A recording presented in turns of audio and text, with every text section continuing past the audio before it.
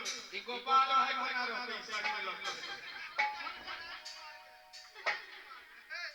ये देखिए राजकुमार से हो परेशान। अच्छा राजकुमार भैया मांगे बउआ के मौसी तो दे बहिए गाड़ी दियो राजकुमार मौसी से तेरा घर बना दो अरे मौसी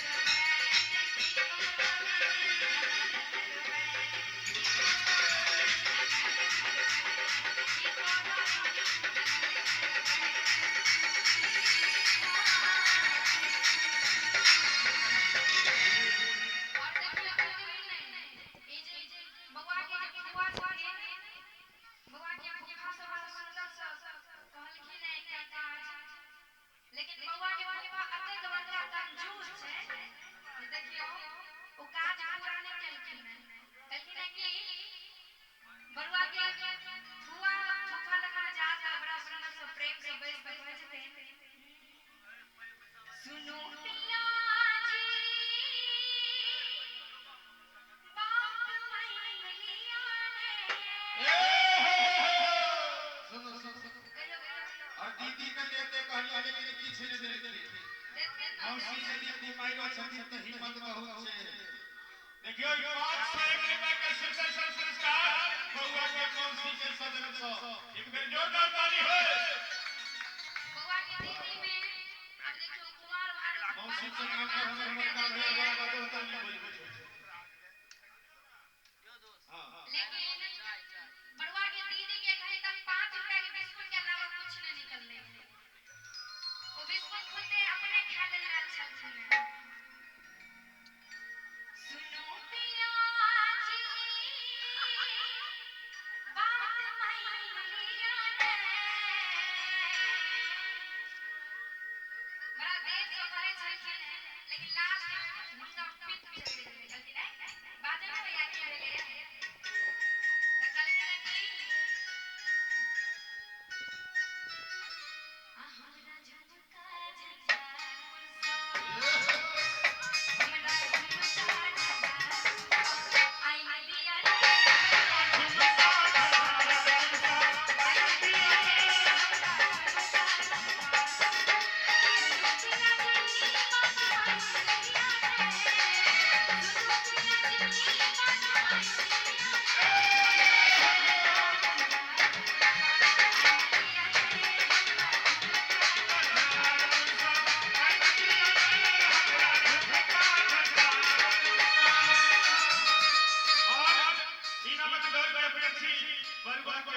इनका संस्कार इस सुंदर सन 500 रुपया का पुरस्कार आने की जोरदार ताली हो क्या बात है और बड़ा पंछी सुन रहा है से बाबा नावाला निवासी इनका सजन से हो इस सुंदर सन 51 रुपया के पुरस्कार बहुत बहुत धन्यवाद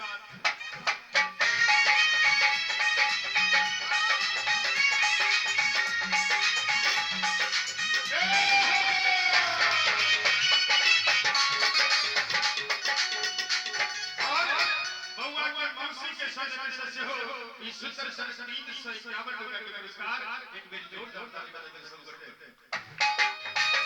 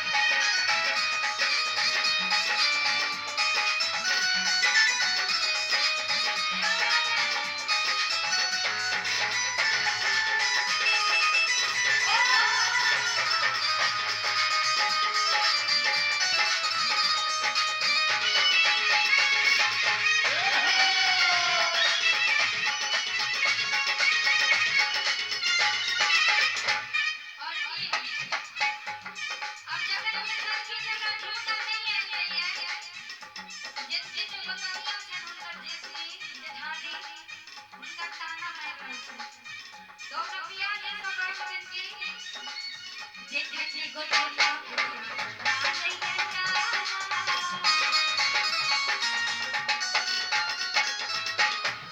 मिले के